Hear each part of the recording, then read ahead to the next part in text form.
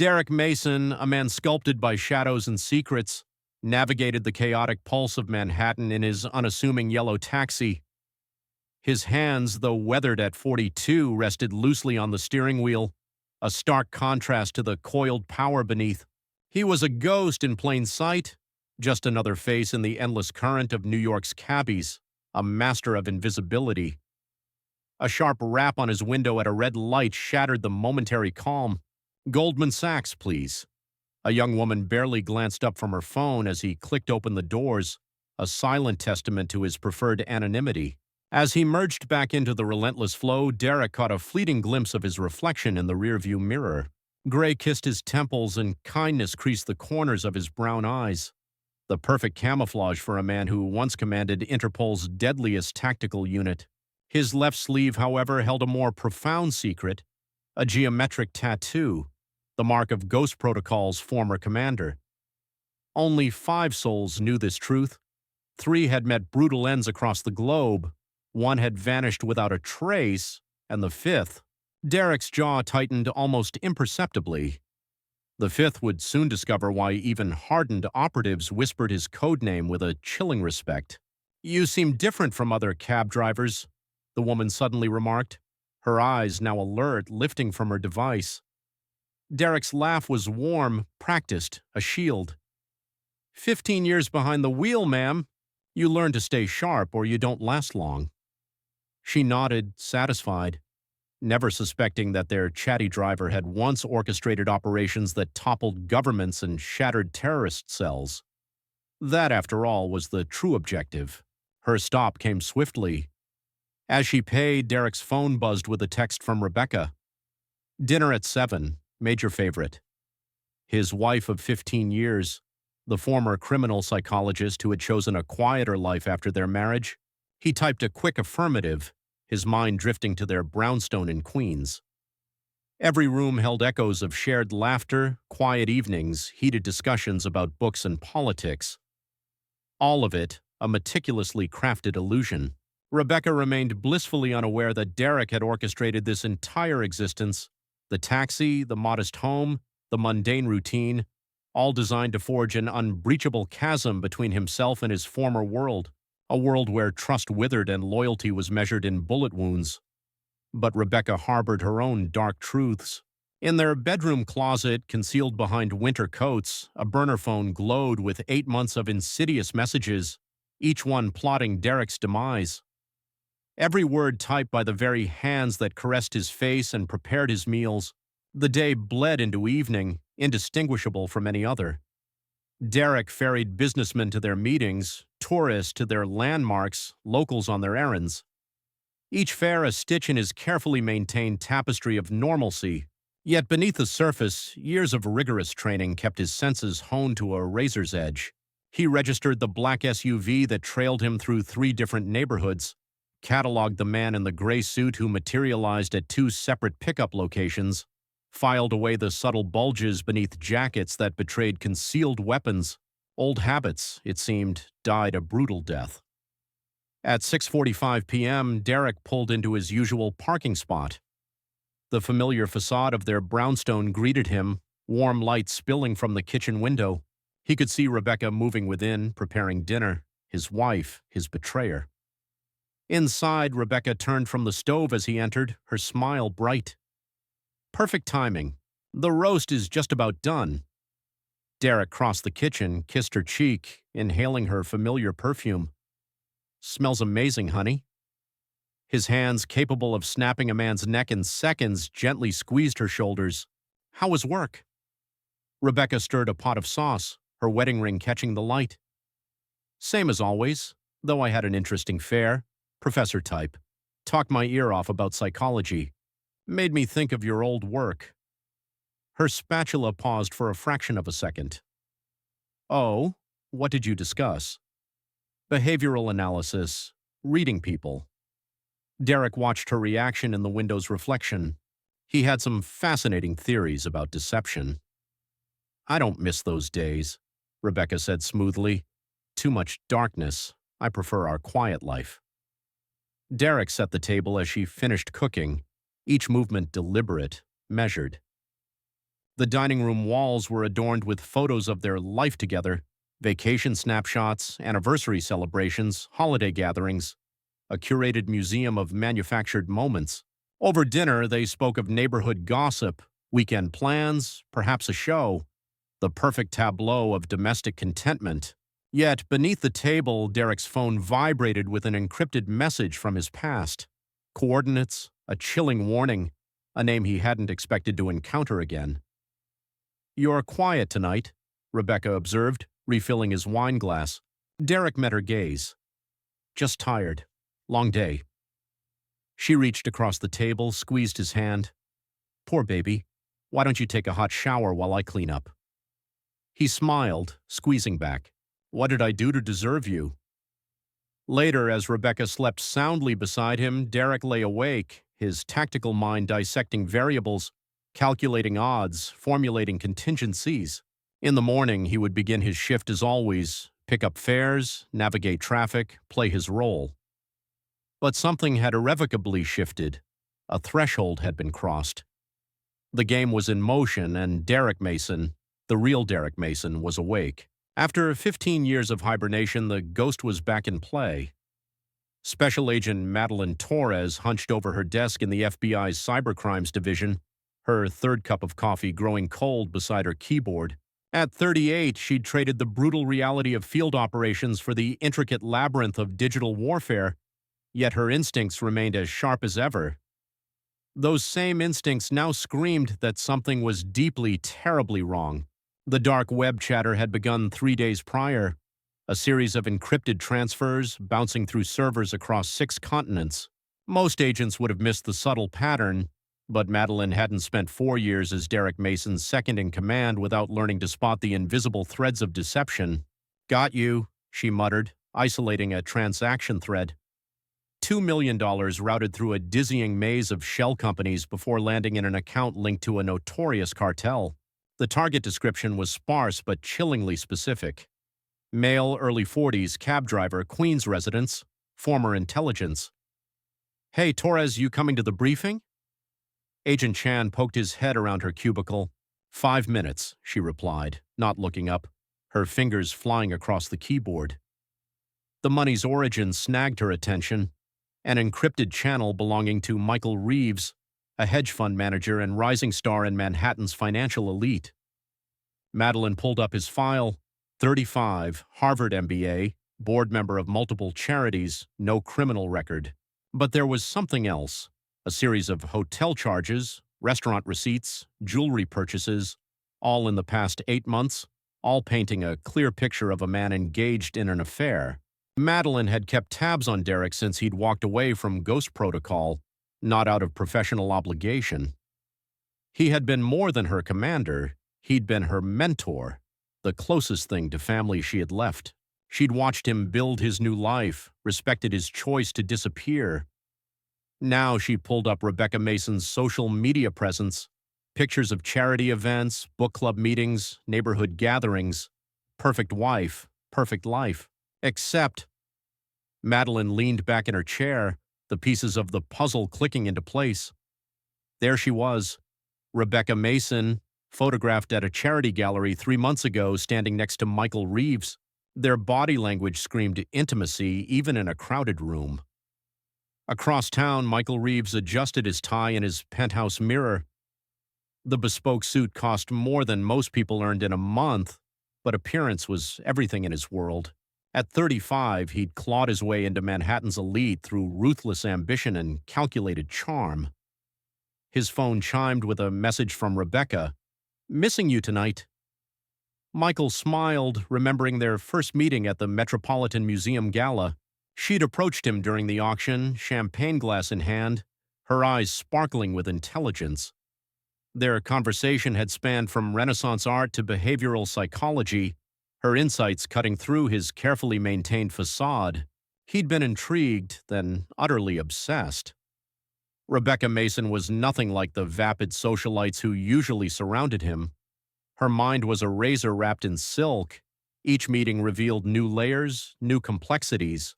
What Michael didn't realize was that he was being dissected, each response cataloged, each reaction noted. Rebecca's former career hadn't ended with marriage, it had evolved into something far more dangerous. His phone rang, a secured line. "Is it done?" Michael asked without preamble. "Transfer confirmed." The voice was heavily accented. "My men are in position. Remember the requirements. It has to look like an accident." "We know our job, senor."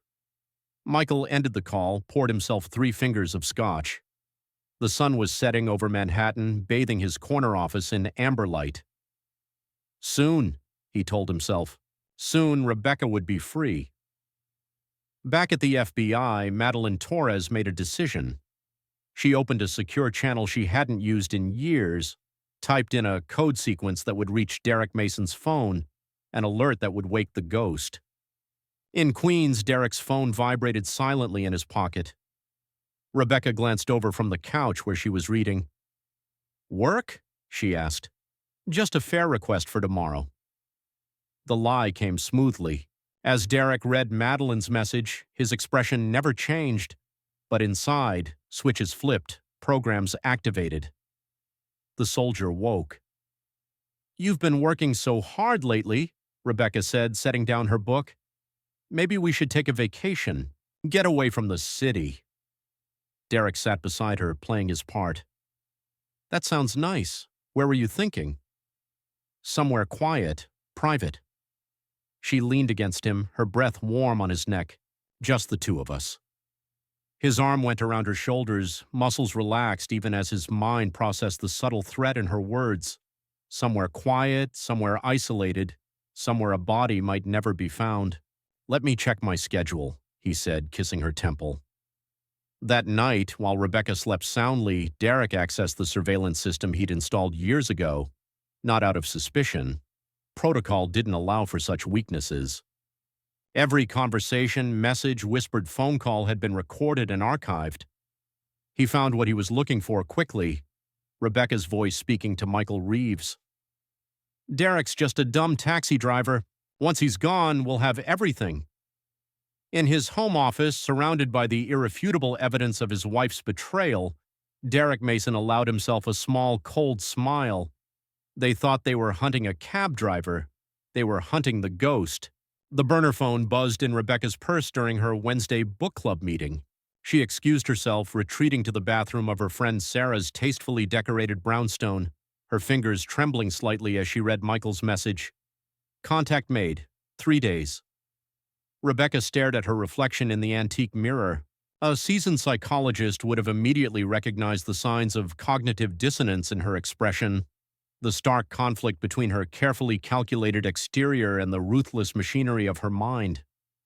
She typed back, "No mistakes. Make it clean." Returning to the living room, Rebecca rejoined the discussion of that month's bestseller with practiced enthusiasm. None of the women noticed anything amiss. They saw only what she wanted them to see, the supportive wife who had chosen love over career ambition. "Rebecca, you've been quiet about the ending," Sarah prompted. "Did you think—" "I found the protagonist's motivation unconvincing," Rebecca answered, drawing on years of academic analysis. His actions contradicted established behavioral patterns. The irony of her criticism was not lost on her. Here she sat, dissecting fictional characters while orchestrating her husband's murder. But Derek had made it necessary. His carefully maintained facade of normalcy had frustrated her research for years. Across town, Derek's taxi pulled up outside a nondescript office building. Ray Sullivan climbed into the back seat, his muscular frame barely contained by a tailored suit. The former Marine sniper had saved Derek's life in Belgrade during an operation gone wrong. Now he worked private security, maintaining a network of contacts that kept him informed of underworld movements. "Thanks for meeting," Derek said, pulling into traffic. "Wouldn't miss it." Ray's voice was gravelly from years of combat and cigars. "Been too long, Ghost. What do you have?" "Laos cartel sent 3 men to New York last week, led by El Coyote." Derek's hands tightened fractionally on the wheel. "Javier Mendoza, a.k.a. El Coyote had earned his reputation making deaths look like accidents. His presence confirmed the professional nature of the hit.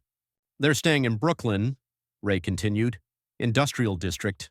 I've got eyes on them. Any connection to Romano's crew?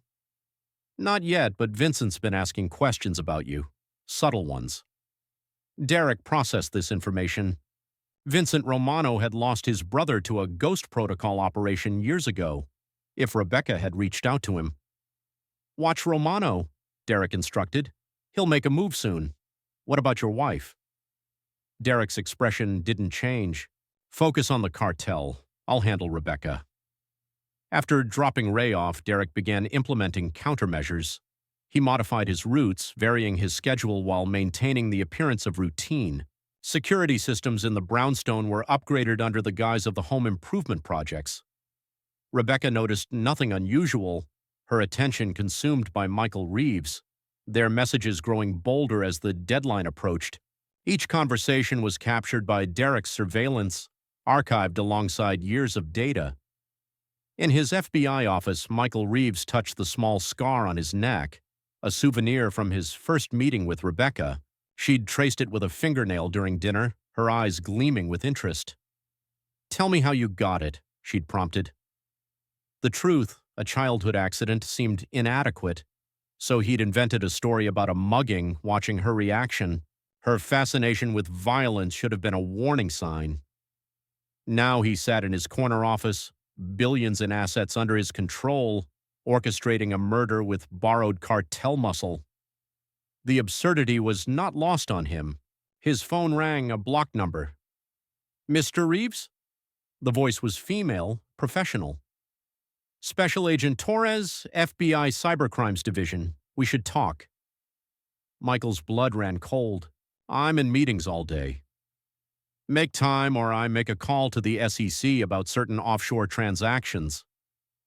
After hanging up, Michael poured himself a drink with shaking hands. He didn't notice the small red dot appearing on his chest. Ray Sullivan testing sightlines from a neighboring building. That evening, Rebecca prepared dinner while Derek watched the news. The facade of domestic tranquility remained intact, but subtle shifts had occurred. Pieces were moving on the board. I ran into Sarah today, Rebecca said, chopping vegetables. She mentioned a vacation home in Vermont, very private, perfect for a getaway. Derek smiled, noting the location for future reference. Sounds nice. We could go next week. Just disappear for a while. Let me check my schedule at the depot. Later, as Rebecca worked in her home office, Derek accessed her encrypted files. Her research hadn't stopped with marriage. It had evolved into a systematic study of breaking hardened operatives. Their entire relationship had been an experiment in long-term psychological manipulation. In the bedroom they shared, Derek watched his wife sleep. 15 years of memories, all carefully documented in her hidden files. Every intimate conversation analyzed, every vulnerability probed and recorded. His phone vibrated, a message from Ray. El Coyote's team is moving. The game was accelerating. Soon Rebecca's carefully constructed plan would collapse.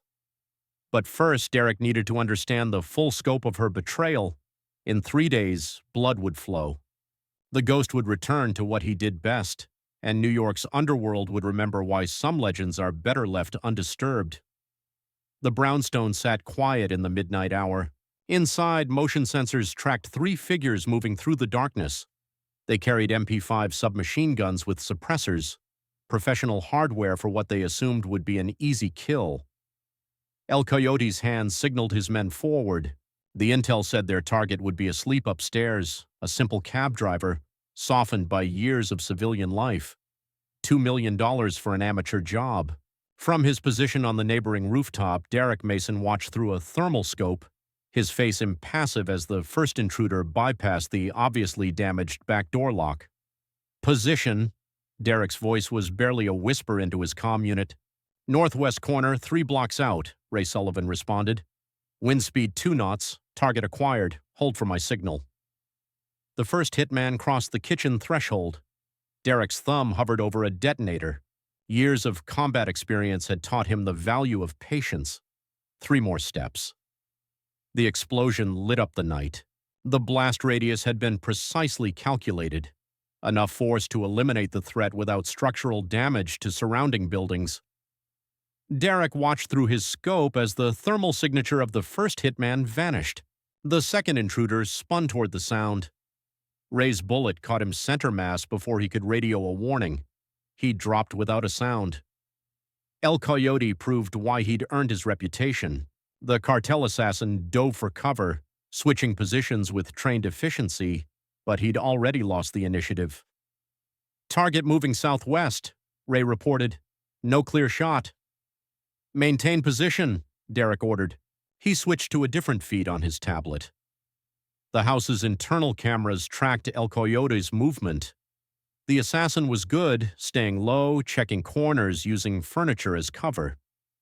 Derek allowed himself a small, cold smile. The cameras weren't just for surveillance. El Coyote reached the study. Derek activated the secondary system. Metal shutters slammed down over the windows and doors. Gas began seeping through the ventilation system. Not lethal, but it would disorient and incapacitate. The cartel hitman realized the trap too late. He fired a burst at the nearest shutter, but the reinforced metal held. Within seconds, the gas took effect. El Coyote stumbled, then collapsed. Derek switched channels on his comm. "Madeline, you have eyes on the penthouse?" "Affirmative," Special Agent Torres responded. "Your wife just arrived. She's with Reeves." In Michael Reeves's luxury apartment, Rebecca Mason paced anxiously. She had changed from her usual conservative attire into a black cocktail dress that highlighted her figure, a celebration outfit. "Another drink," Michael offered from his private bar. "We should have heard something by now." Rebecca checked her phone again. El Coyote promised to call when it was done. "These things take time." Michael loosened his tie. "The important thing is—" Rebecca's phone buzzed. She snatched it up, read the message, her face draining of color. "What?" Michael moved closer. "What is it?" "They're dead." Rebecca's voice was flat. "Two of them. El Coyote is missing." "That's impossible. He's just a cab driver." "No." Rebecca's laugh held no humor. "No, he's not." She pulled up an image on her tablet.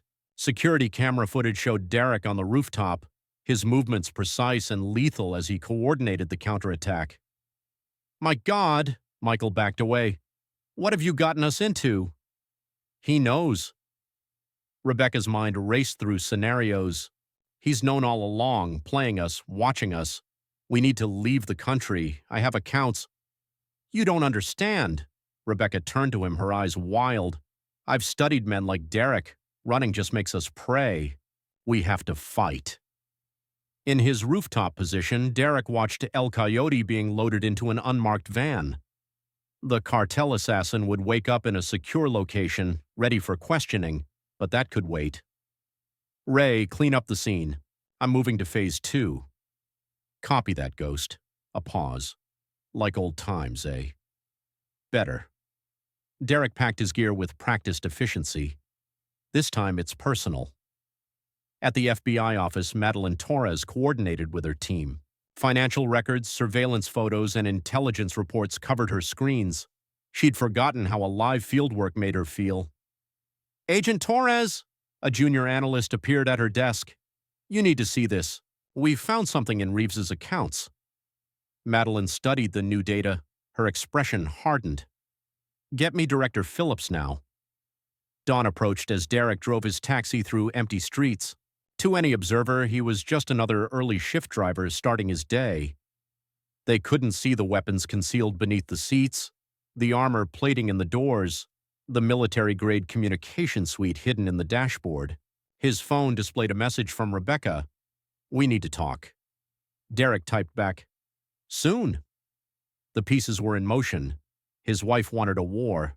The Ghost would give her one. Michael Reeves's hands shook as he tried accessing his Cayman Islands accounts. Access denied. He tried Singapore. Same result. Switzerland. Denied. No, no, no. He slammed his fist on the desk. His office phone rang, the private line. "Mr. Reeves?" Madeline Torres's voice carried authority. I trust you've discovered the inconvenience with your accounts. You can't do this. I have rights. Funny thing about rights, papers rustled on her end. They get complicated when you're funding terrorist organizations. Michael's blood ran cold. I don't know what you're talking about. Let's discuss it in person. My agents are in your lobby. He slammed down the phone, grabbed his jacket. The private elevator would take him to the garage. His security team would handle. The elevator doors opened. A man in a tailored suit stood inside. Michael recognized him from the personnel files. James Chin, ex-military, head of personal security. Going down, sir? Chin's expression was neutral. Michael backed away. My office now. I'm afraid I can't do that. Chin stepped forward. You see, Commander Mason once saved my life. That's the kind of debt you never forget. Running footsteps approached from the stairwell. Michael sprinted for his office, slammed the door. Options raced through his mind. The window, 40 stories up. The panic room. No good if his own security worked for... Hello, Michael. He spun around. Derek Mason sat in his chair, as comfortable as if he owned the place. How? Michael's voice cracked. I've had access to your office for months. Derek's voice was conversational. Did you really think Rebecca was the only one gathering intelligence? Listen, I can explain. The money laundering? Derek pulled up files on Michael's own computer. The terrorist connections? Or your part in trying to have me killed? Rebecca planned it. Michael's composure shattered. She manipulated me, used me. I know, Derek stood. That's why you're still breathing, for now. The office door opened. Agent Torres entered, flanked by FBI agents. Michael Reeves, she began. You're under arrest for conspiracy to commit murder, money laundering, and providing material support to terrorist organizations. As they led him away, Michael caught a glimpse of his reflection in the office window. He barely recognized himself. Across town, Rebecca Mason made her move. The meeting with Vincent Romano took place in the back room of his restaurant, classical music masking their conversation. I have proof. Rebecca slid a file across the table. Your brother's death wasn't random.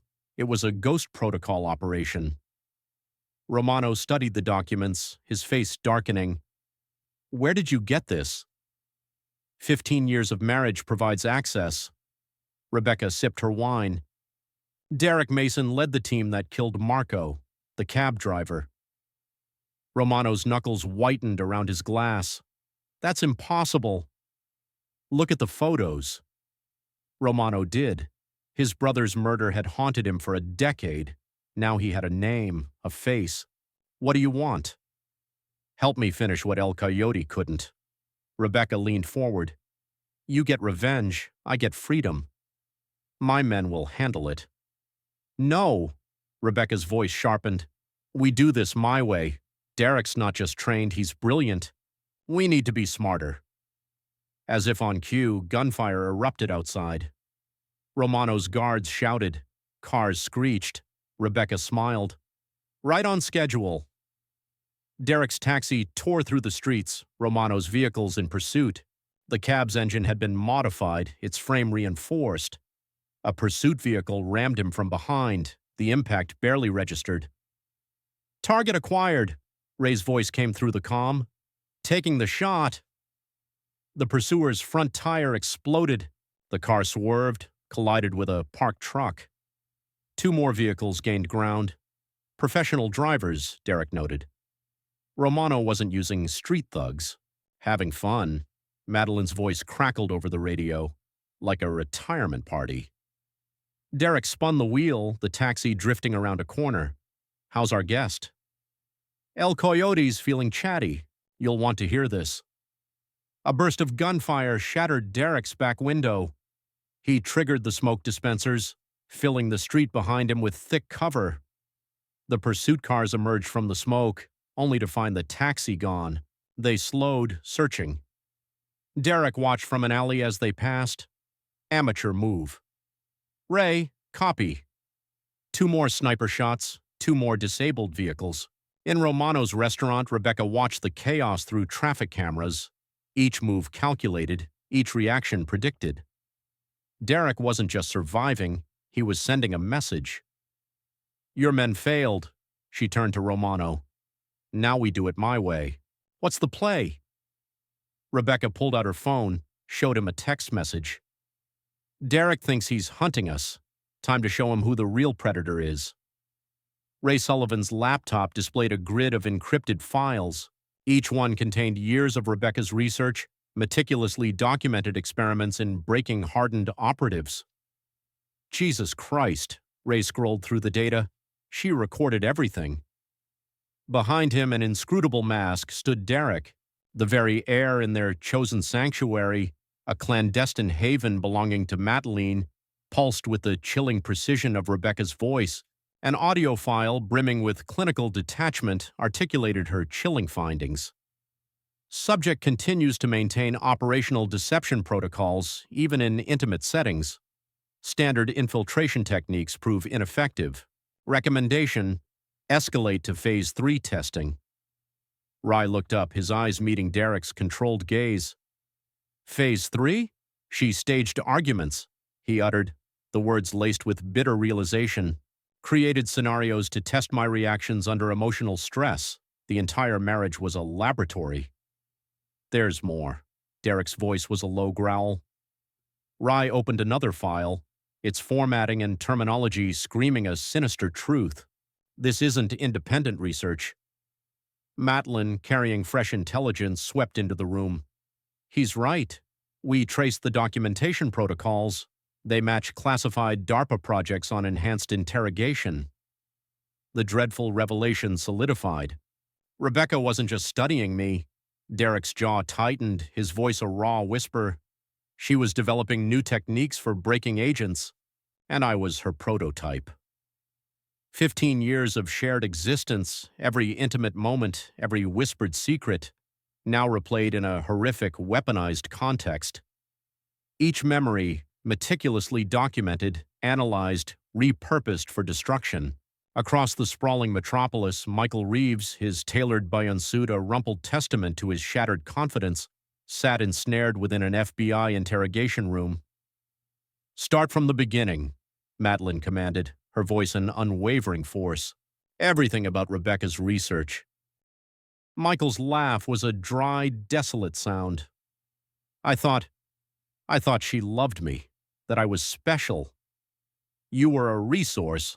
Madeline's tone remained professional, cutting through his delusion. Access to funding, connections to certain organizations. She needed your terrorist contacts.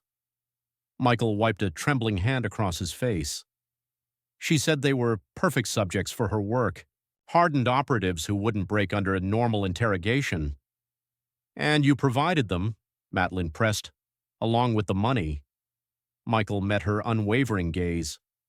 But I didn't know about Derek, not at first. She said he was just a cover, someone to hide behind while she developed her methods. When did that change? Madeline probed. 8 months ago, she said she'd learned everything she could from him, that it was time to move to live trials with the terrorist subjects. Michael shuddered, a phantom chill gripping him. She wanted to test her techniques on men who wouldn't hold back, who would truly try to break her subjects. And you arranged it, Madeline concluded. A statement, not a question. I made the introductions, set up the facilities. His voice cracked, the words catching in his throat. Those men, what she did to them. In the observation room, Derek watched the interview unfold, his expression a mask of stone. Yet, beneath the impassive facade, his hands had clenched into rigid, bloodless fists. At a private airfield just outside the city's pulsing heart, Rebecca, poised and chillingly composed, prepared for the next phase. Her laptop displayed Rye's taxi, a pixelated dot moving through Manhattan precisely as predicted. Right on schedule, she murmured, a faint, cruel smile playing on her lips. She turned to Romano, the crime boss, his face etched with concern. Your men are in position? He nodded. They know their jobs. But this psychological warfare you mentioned. Derek thinks he knows me. Rebecca's smile deepened, a predatory glint in her eyes. He thinks he can anticipate my moves because he's lived with me for 15 years. But he never knew the real me. And the real me is someone who spent those years learning exactly how to destroy him. She checked her watch. Time to begin. Back in the safe house, Rye pulled up new data, a cascade of grim revelation. Rebecca's accessing old Ghost Protocol files, mission reports, operational procedures. She's building a profile. Derek studied the screen, his mind already spinning through the implications. Using my past operations to predict my tactics. There's something else. Rye's fingers flew across the keyboard, opening another window. These equipment requisitions, facility preparations. She's been planning this for years. Not just planning, Matline interjected, joining them, a cold certainty in her voice. Building an infrastructure. The terrorist subjects weren't random targets. Each one matched a specific psychological profile. Mine? Derek's voice was quiet, laced with a terrifying understanding. She needed to test her methods. Maitline pulled up more files. Each subject helped her refine her approach, and now she thinks she's ready. Derek rose, a dangerous glint in his eyes. She thinks she knows exactly how I'll react. It's a trap, Rye warned, his voice urgent. Of course it is. Derek checked his weapons, the familiar weight of comfort in his hand. She's counting on my training, my instincts, expecting me to follow standard Ghost Protocol procedures. So what's the play? Rye asked, a flicker of anticipation in his voice. Derek's smile was predatory. We give her exactly what she wants. Then we show her what happens when the ghost goes off script. The pieces were set, the trap poised to spring. But Rebecca, in her calculated brilliance, had overlooked one crucial detail. The ghost didn't play by anyone's rules. The fiery aftermath of the car accident screamed across local news channels. A yellow taxi, a charred husk on the FDR drive, its driver's remains, though burned, chillingly identifiable through dental records as Derek Mason. Rebecca watched the coverage from Michael's penthouse, a champagne glass poised in her hand. They found traces of brake fluid on the road. Michael's voice held a disbelieving relief. Mechanical failure. They're saying it's over. Almost. Rebecca set down her glass, her eyes glinting with cold satisfaction. We need to tie up loose ends. That means your accounts, the cartel connections, everything. We should meet somewhere private. Plan our next steps. The usual place? Michael ventured. Tonight, Rebecca confirmed, a quick glance at her phone. 3 blocks away, within the anonymous shell of an unmarked van, Rye Sullivan monitored their conversation through directional microphones. They bought it. Of course they did. Derek, seated beside him, studied the surveillance feeds. Rebecca thinks she knows all my tactics, all my moves. She'd expect me to fake my death. That's why she's walking into the trap. No, Derek's voice was a chilling whisper. She's walking into it because she thinks she's smarter than me. That's always been her weakness. The Plaza Hotel suite, for months a discreet sanctuary for Rebecca and Michael's illicit rendezvous, with its multiple escape routes, now served a far more sinister purpose. Security cameras are looped, Rye reported, his voice crisp. Hotel staff has been cleared from the floor. Elevator controls. Derek checked his equipment, a grim certainty in his movements. Secured. They'll only stop at the target floor. He nodded. Maitland, video feeds are ready. All evidence compiled and verified.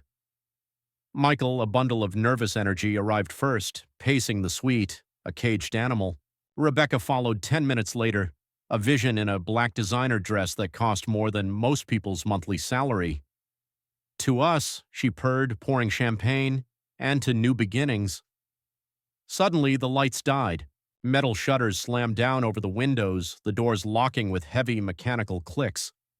Screens emerged from hidden panels in the walls, flickering to life.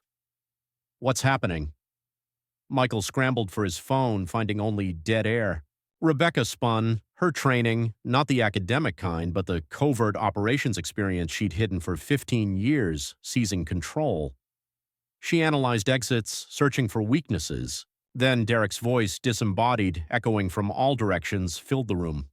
"Hello, Rebecca." The screens activated, a horrifying symphony of multiple video feeds playing simultaneously. Rebecca and Michael in restaurants, hotels, planning Derek's demise. But there was more. Michael's furtive meetings with terrorist financiers, footage of money exchanges, clandestine weapons deals. Impossible! Rebecca's mask of composure finally cracked. "We were careful." "You were predictable." Derek's tone was devoid of emotion. "You studied me for 15 years, learned my patterns, my techniques, but you forgot something crucial." "And what's that, darling?" Rebecca's voice dripped with sarcasm, barely concealing her burgeoning fear. "I let you see exactly what I wanted you to see." New footage materialized. Rebecca conducting her horrific experiments on captured operatives, clinical notes detailing psychological breaking points, evidence of torture disguised as research. "Your work impressed certain agencies," Derek continued, his voice a silken menace. "They're very interested in studying your methods, from the other side of the glass, of course." Michael broke first. He ran to the door, pounding on it, desperate. "Let me out. I'll tell you everything." "Coward." Rebecca's contempt was palpable. "He's bluffing. He wouldn't risk exposing his own past." "You mean Ghost Protocol?" The screen shifted again, displaying official documents. The unit was officially dissolved years ago. All records sealed or destroyed, except...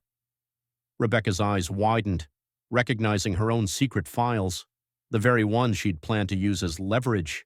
Now they were stamped with official intelligence agency seals. "You didn't just study me, Rebecca. You documented everything. And now your research belongs to people who specialize in turning hunters into prey." The psychological assault continued for hours, each screen targeting different vulnerabilities. Personal conversations, secret meetings, hidden accounts. All the layers of deception stripped away until nothing remained but raw, unvarnished truth. By dawn, Michael had cracked, huddled in a corner, spilling secrets like blood from a wound. Names, dates, accounts, a flood of information that would keep federal prosecutors busy for years. Rebecca, however, stood her ground, defiant, even as her carefully constructed world crumbled. She'd underestimated Derek once. She wouldn't give him the satisfaction again. "You won't kill me," she declared to the hidden speakers, her voice brittle. "You don't have it in you. 15 years of marriage proved that." "Kill you?" Derek's laugh held no warmth, only a chilling finality. "Death would be a mercy. No, I learned from your research. The best punishment isn't physical, it's psychological." The screens displayed new information. Her research methods, now being implemented in black sites worldwide, her techniques refined and turned against high-value targets, her name becoming synonymous with breakthrough advances in psychological warfare. "Your work will live forever." Derek's voice was almost gentle, a soft death knell. "And so will you, under observation, under study. A living testament to the effectiveness of your own methods." Rebecca's composure finally shattered, not from fear or guilt, but from the horrifying realization that her life's work would become her eternal prison. She would be dissected, analyzed, just as she'd done to countless others. "You're not as clever as you think," she spat, a venomous whisper. "El Coyote is still out there. He'll find you." About that. The hotel's parking garage lay eerily empty, save for a few luxury vehicles. El Coyote moved between them, his reputation, his very existence on the line. The cartel, a merciless entity, would never forgive another failure. His intelligence had whispered that the ghost, having dealt with his wife, would come here. Professional pride, a dangerous beast, demanded a final confrontation. "Looking for me?" El Coyote spun, weapon raised. Derek Mason stood 20 feet away, unarmed, an infuriatingly calm presence. "You're dead." The assassin's finger tightened on the trigger. "Disappointed?" Derek's stance was relaxed, almost bored. "Or just embarrassed that a cab driver outsmarted you?" El Coyote fired. Derek moved with impossible speed, closing the distance before the assassin could adjust his aim. The gun flew from his hand, clattering uselessly on the concrete. The fight was brutal. El Coyote, younger, faster, trained in a multitude of combat styles, landed several solid hits, driving Derek back against a concrete pillar. Not bad. Derek wiped a trickle of blood from his lip. But you fight like someone who's never lost. The next exchange was decisive. Derek's attacks targeted nerve clusters, weak points, old injuries. Each strike delivered with the surgical precision of decades of experience. El Coyote stumbled, his left leg giving out. "Who? What are you?" he gasped. "A ghost." Derek's fist connected with the assassin's throat. A legend, a knee to the solar plexus. A reminder, an elbow to the base of the skull.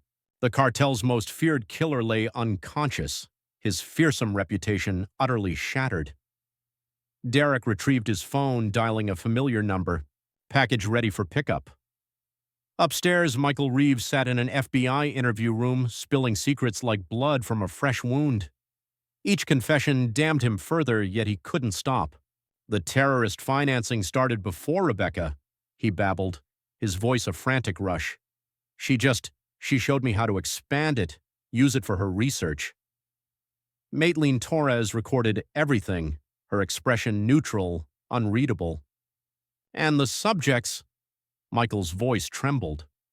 She chose them carefully, men with military backgrounds, intelligence training, said they'd give better data than civilians. How many? Maitline pressed.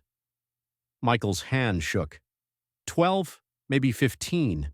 I didn't want to know details, just provided facilities, funding, and disposed of bodies.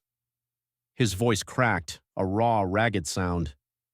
They weren't supposed to die. She said her methods were non-lethal, but sometimes they wouldn't break, and she had to push harder. In another room, Rebecca sat stonewalled, her face devoid of emotion as federal agents detailed the charges: conspiracy, murder, human trafficking, torture disguised as research. You have nothing, she declared, defiance warring with a sliver of fear. No bodies, no witnesses. We have your records. The lead agent pushed forward a stack of files. Your methodology was thorough. Rebecca's mask finally slipped. In her obsessive drive to document everything to prove the scientific validity of her grotesque work, she had meticulously built her own case for prosecution. I want a deal, she said, her voice strained. That's not my department. The agent stood, his voice calm yet laced with subtle menace. But I hear several intelligence agencies are interested in studying your techniques from a different perspective. Down in the garage, Derek watched EMTs load El Coyote into an ambulance. The assassin would live, but his reputation, his legend, would never recover. Like old times, Rye said, joining him, a familiar glint in his eyes. Better. Derek checked his phone, new messages flooding in from contacts worldwide. The underworld was already buzzing with rumors. The ghost had returned. The federal courthouse buzzed with a frenetic energy. Michael Reeves's trial had captured international attention. Terrorism financing, money laundering, conspiracy to commit murder. From the gallery, Derek watched as his wife's former lover crumbled on the stand. Michael's testimony implicated terrorist cells across 3 continents, ensuring he'd spend the rest of his life in maximum security. He'll never see daylight again, Madeline whispered beside him. Derek nodded. Physical prison for Michael, a different kind of cage for Rebecca. Vincent Romano's criminal empire collapsed next, a domino effect of anonymous tips leading FBI raids on his operations. Decades of crimes were laid bare on law enforcement servers, his own lieutenants turning against him, their memories sharp of the humiliating taxi chase that had shattered their organization. The cartel, a shadowy behemoth, retreated, their feared assassin defeated by a mere cab driver. El Coyote's reputation became a cautionary tale in criminal circles. Don't hunt what you don't understand. But Rebecca's fate proved most fitting. Her research, now classified by multiple agencies, became required study for counterintelligence units. Her methods were refined, improved, then ruthlessly deployed against the very kinds of operatives she'd once hunted. She lived in a secure facility under constant observation. Teams of psychologists meticulously studied her behavior, her reactions, her desperate attempts at manipulation. The brilliant mind that had so clinically dissected others became a specimen itself. Derek returned to his taxi, but not alone. Ryan Maitline remained close, a new kind of family forged in the fires of betrayal and survival. They met regularly, sharing meals and memories, rebuilding what had been so cruelly broken. His legend grew in intelligence circles, whispered stories of the ghost who lived among civilians, invisible until crossed, a chilling warning to those who thought they could hunt wolves while wearing sheep's clothing. The geometric tattoo on his arm took on new meaning, not just a mark of his past, but a promise. A stark reminder that betrayal carried consequences. One morning, a passenger, oblivious, asked how long he'd been driving. Derek glanced in the rearview mirror, seeing past the civilian facade to the weapon concealed beneath. "Long enough," he replied, allowing himself a small, private smile. "Long enough to know that all stories end, some more satisfying than others." The taxi merged into traffic, becoming one with the city's flow. The ghost returned to his cover, his justice delivered, his legend secure. But his eyes remained sharp, his skills ever ready, because some wolves preferred sheep's clothing, and the best predators were the ones you never saw coming. 10 years later. Epilogue. Derek Mason's taxi service had blossomed into a formidable fleet of 30 vehicles, each meticulously maintained, each equipped with hidden security features. At 52, his hair had turned entirely silver, yet his physical condition remained impeccable. The taxi company provided the perfect camouflage for his true operations, a private intelligence network that spanned the globe. Another contract came in, Madeline Torres announced, sliding a tablet across his desk in the dispatch office. Now the FBI's deputy director of cyber operations, she still collaborated with Derek on cases demanding a more direct approach. International? Derek studied the details. Human trafficking ring. They're using rideshare services as cover. Maitline pulled up satellite imagery. Sound familiar? Derek nodded. After Rebecca's betrayal, he had channeled his formidable skills into hunting predators who hid behind legitimate businesses. His taxi fleet served as both surveillance network and insertion platform. "How's the family?" he asked, noting Maitline's new wedding ring. "Sarah's starting college next year. James got promoted to detective," she smiled, thinking of her wife and adopted son. "They still ask when Uncle Derek's coming for dinner." The years had transformed their professional partnership into genuine family bonds. Maitline's marriage to FBI forensic specialist Sarah Chun had given Derek a new role, the protective uncle who taught their adopted son both self-defense and advanced mathematics. "Tell them Sunday," Derek turned back to the contract, "after we clean up this mess." Ry Sullivan entered the office, his sniper rifle concealed within a golf bag. At 48, he had lost none of his deadly accuracy. His marriage to his longtime boyfriend, former Navy SEAL Michael Chun, had only sharpened his focus. "Surveillance is set," Ry reported. "We've identified their safe houses. You were right about the pattern. Same setup as Romano's old operation." Vincent Romano's criminal empire had become a chilling case study in their work. After his organization's collapse, similar groups had attempted to mimic his methods. Derek's team specialized in dismantling them. "Speaking of patterns," Madeline activated a secure screen. "You'll want to see this." The monitor displayed a maximum security psychiatric facility in Switzerland. Rebecca Mason sat in a monitored room surrounded by research papers. Her work on breaking hardened operatives had revolutionized counterintelligence, yet she had never known freedom again. "She's been writing new papers," Maitline explained. "Theoretical frameworks for defensive psychological conditioning, still trying to understand how I beat her." Derek's voice held no emotion. The agencies studying her say she's become obsessed with your methods. She can't accept that simple loyalty trumped her complex manipulations. Derek thought of the 15 years of marriage, the elaborate deceptions, the crushing betrayal. Rebecca had tried to break him using cutting-edge psychological warfare. He had destroyed her with old-fashioned principles: honor, justice, and the ruthless efficiency of the ghost. "What about our other friend?" Rye asked. Michael Reeves occupied a cell in a federal supermax prison. His cooperation had indeed helped dismantle terrorist financing networks, but his crimes had earned him multiple life sentences. Recent reports suggested he'd found religion leading prison Bible studies. "Still writing confession letters," Matlin said, one to Derek each month, detailing new memories of Rebecca's manipulation. The psychiatrists say it's part of his redemption complex. And El Coyote, the legendary cartel assassin, had never recovered from his defeat. After release from federal custody, he had returned to Mexico only to find his reputation shattered. Last intelligence placed him training police dogs in Guadalajara, a man who had found peace in simple work with loyal animals. Derek's phone buzzed. A text from James, Madeline's son. "Uncle D need help with tactical analysis homework. Your place tonight?" A smile touched Derek's lips as he replied affirmatively. The boy had inherited his mother's intelligence and determination. Under Derek's mentoring, he was developing into a promising intelligence analyst. "He's going to follow you into the business," Madeline observed. "He'll be better," Derek said. "He's growing up knowing who to trust." The dispatch office housed more than taxi operations.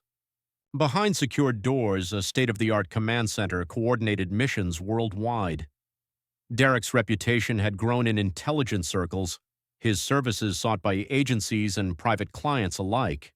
A wall of screens displayed ongoing operations, human trafficking interdiction in Eastern Europe, terrorist cell infiltration in Southeast Asia, corruption investigations in South America, each mission executed with the Ghost's trademark precision.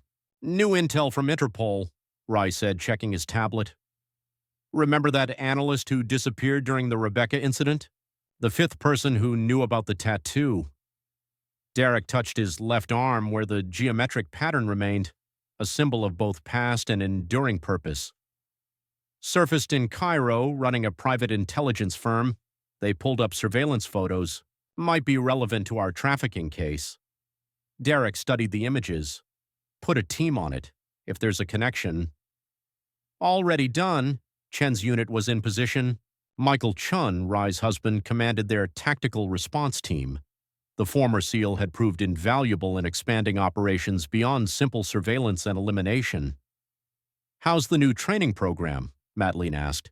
Derek had established a discreet academy, teaching selected candidates the art of invisible warfare, not just combat and tactics, but the deeper skills: patience, observation, the uncanny ability to hide in plain sight.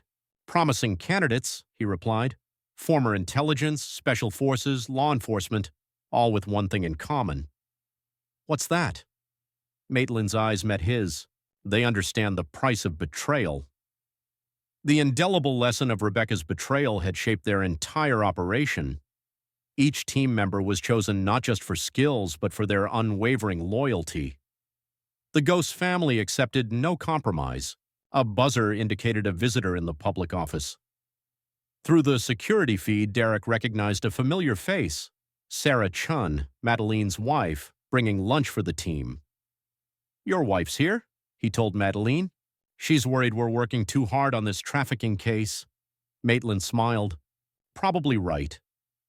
The years had taught them to balance the mission with personal connections: regular family dinners, weekend gatherings, celebrations of milestones, all part of maintaining their humanity while doing inhuman work.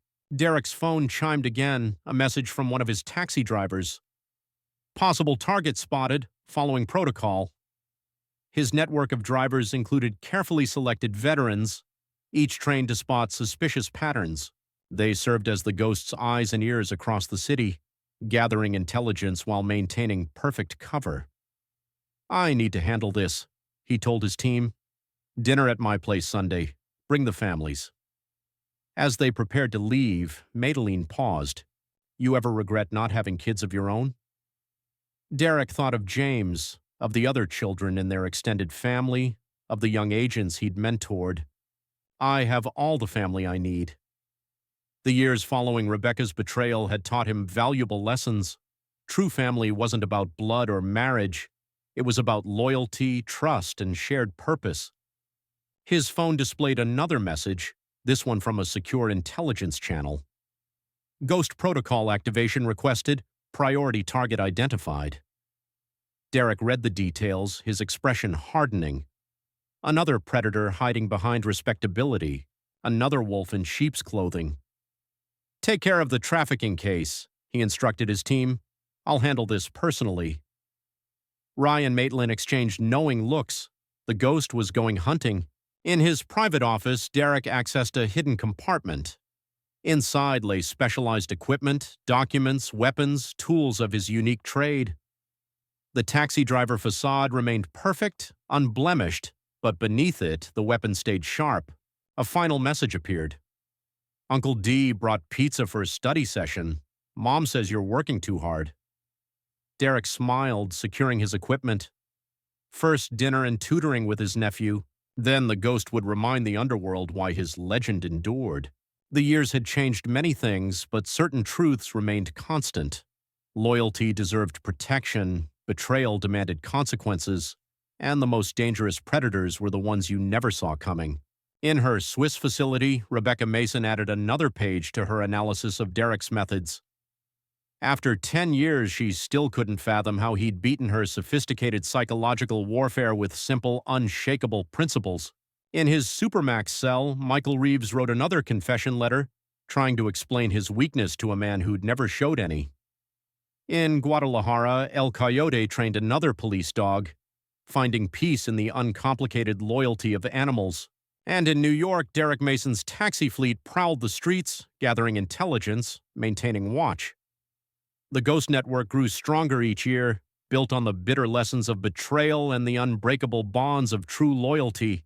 His geometric tattoo remained, a reminder of both past and purpose. The Ghost Protocol lived on, not as a military unit, but as a philosophy. Justice delivered from the shadows, protection for the worthy, consequences for the deserving. The taxi dispatcher's radio crackled. Base, this is Unit 17, priority signal. Derek picked up the handset, already calculating routes and resources. Another mission began. Another chance to prove why legends endured. Behind him, photos of his extended family covered the office walls. Maitline and Sarah's wedding, Rye and Michael's anniversary, James's police academy graduation, proof that even ghosts could build something real, something lasting. The sun set over New York as Derek's taxi merged into traffic. The ghost's justice continued, invisible but relentless, guarding the precarious line between light and shadow. Some stories never truly end. They just evolve, adapt, grow stronger with time. And the best predators remained patient, vigilant, ready to strike when betrayal showed its face. The ghost's legend lived on, a whispered warning in the underworld. Some sins carried eternal consequences, and some hunters never stopped hunting. Derek Mason drove through his city, a protector in plain sight, his true nature hidden behind tinted glass and practiced smiles.